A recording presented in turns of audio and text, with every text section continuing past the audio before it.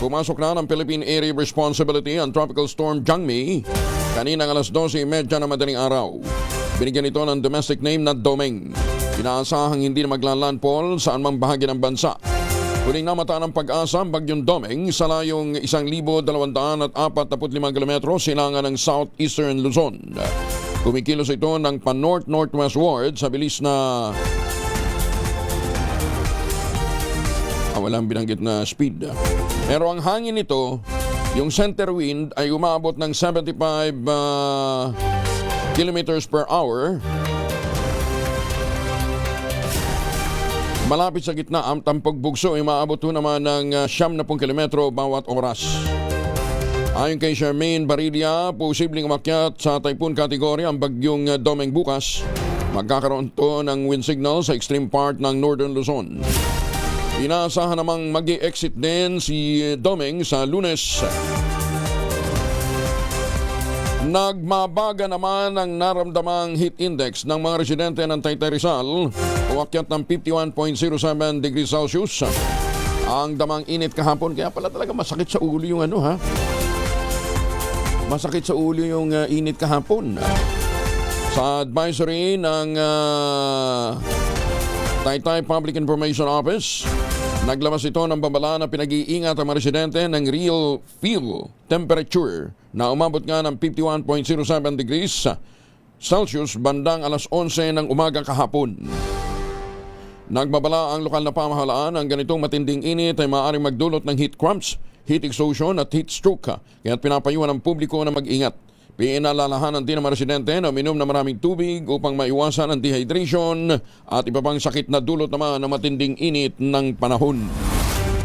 Si Ma'am Lori de la Cruz ng Pag-asa, kasama na natin. Ma'am Lori, kumusta na si Domeng?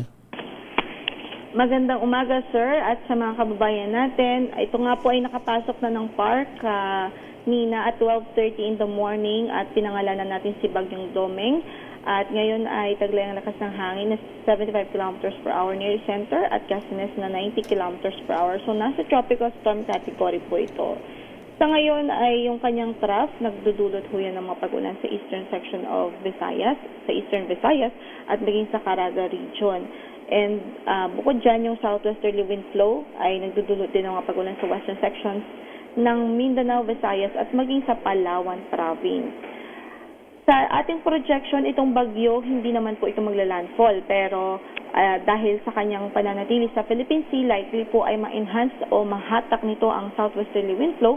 At yung southwesterly wind flow, yun po yung magdudulot ng mga pagulan sa malaking bahagi ng bansa starting this weekend until early next week. So ang ating advice sa mga kababayan, mag-prepare po sa mga pag-ulan na mararanasan po natin sa mga susunod na araw dahil po sa bagyong ito.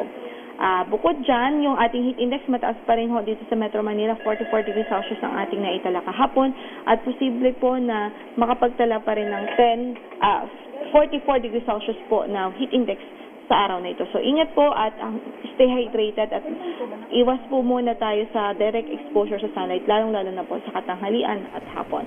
Yan ang latest mula sa Pag-asa. Ito po si Lori de la Cruz.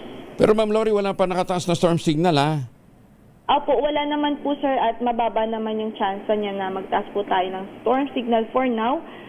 Maliban po kapag ito ay tumaas papunta sa eastern part ng extreme northern Luzon, hindi natin niro-rule out ang chance na mag-signal doon. But for now kasi mababa po yung chance. Mabilis ba siya? Bumilis? Hindi po sir, sakto lang po halos. Halos, kaya nakakapag-ipon lalo ng lakas Mabagal pa rin Sige. Ma'am Lori, ingat wala na naman tulugan ng mga tagapag-asa dahil meron nga po tayong bagyo. Ingat Ma'am Lori. Good morning. Si Lori de la Cruz mula po naman sa Pag-asa. Magan